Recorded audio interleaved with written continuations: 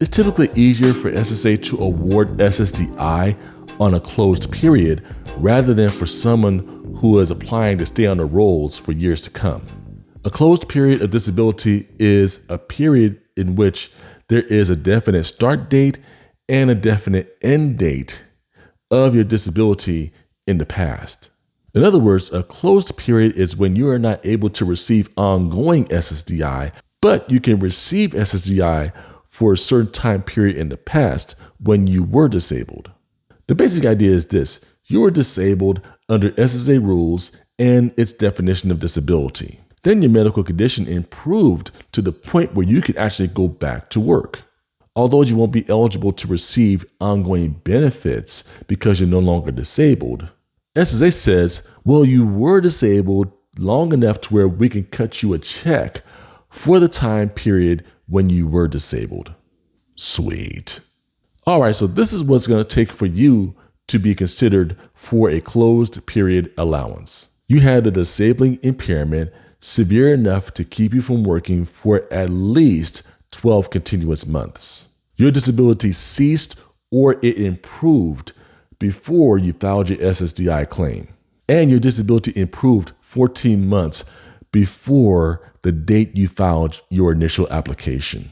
If your disability improved more than 14 months before the date you filed your application, no benefits are payable. I'll give you a great example in a second.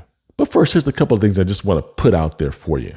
It's typically easier for SSA to award SSDI on a closed period rather than for someone who is applying to stay on the rolls for years to come.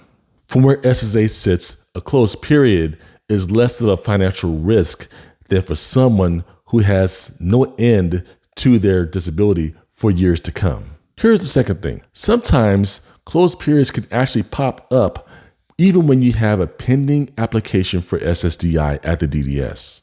The examiner and the MC can be looking at your claim and they can say, hey, wait a minute, this person isn't disabled right now. But then upon further inspection, they might say this: you know what? This person was actually disabled for longer than 12 months a while back. I smell closed period. Okay, here's a great example. Made it myself. Let's say you had a disabling impairment that lasted from January 2022 to February 2023. That's more than 12 months of a severe impairment, which would meet SSA's definition of disability. But remember that date of February 2023, because we're going to come back to that in a moment. That's going to be really important. Now, you got well enough to go back to full-time work as of March 2023, 1 month after the disabling impairment improved. So as of March 2023, you're no longer disabled, but you haven't filed for SSDI yet. Then you hop into a time machine and travel forward in time to watch this video I'm doing right now. And you decide to apply based on a closed period of disability. Let's use November 1st, 2023 as a filing date. Since November 2023 was the month in which you filed your claim, your disability had to have ceased no earlier than 14 months prior to November 2023, which will place it at September 2022. That's about 14 months before November 2023. So the 14-month window was between September 2022 and November 2023. Since your disability didn't stop until February 2023, that date falls within the 14-month window. This making sense? So the 14-month window to apply is set between September 22 and November 2023. Now, if we're talking about your disabling impairment starting in January 2021 and February 2022, that February 2022 date when your disability ceased is more than 14 months before you applied for the closed period. So no benefits will be payable in that situation. Now let's break down what this 14-month window is all about. The 14 months represents 12 months of back pay, which is the maximum back pay you would be able to get anyway if you were allowed or approved for SSDI, plus the 2 months covering a grace period after your SSDI is ceased. Let's put that grace period in CDR terms. If you went through a full medical CDR and the DDS decided that you were no longer disabled, they will cease your benefits, but they will give you a grace period in which they will continue to pay you for 2 more months before they decide to stop your benefits. Just about every time SSA decides to cease your benefits, and recognize I'm talking about a cessation, not a termination, but a cessation of benefits, that grace period is going to come into the picture.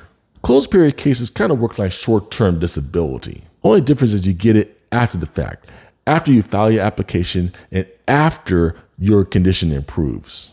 I hope that made some sense to you in understanding that just because you may have been disabled at some point in the past and improved, it doesn't mean that you may not be entitled to some kind of benefit based on your disability that you had before.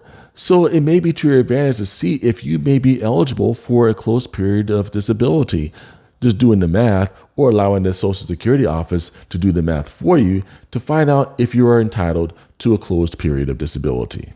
And like I said before, sometimes the closed periods pop up when your case is open and pending at the DDS. So it may not be something that you directly apply for, but it could be something that the DDS finds along the way and then decide that you may have approved now, but you were entitled to some benefit at some point in the past. Now, having said that, there's a way that you can find out if you're entitled to a closed period, and that's getting me involved, the YODA. And I can be able to determine whether you may be in line for a closed period allowance. All you have to do is go to gregbrinkley.org/YODA-case-review. Get on my calendar, set up a time where we can talk about your case, and I can determine whether you may be in line for a closed period of disability. I can do the math for you. So all you have to do is get on my schedule by going to www.gregbrinkley.org/YODA-case-review. And I even made it simple for you.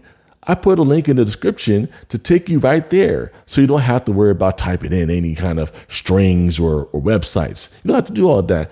I made the link available for you. And this is the best way to find out your opportunity to get a closed period, or if you know that you're still disabled, I can actually tell you your chances of being disabled and getting on SSDI. So go ahead and go to that link and schedule your YODA case review today. And while I'm at it, I'm going to do you a solid. I'm going to hook you up with this video to get into the definition of disability that SSA has. So I'll see you on the other side in the next video.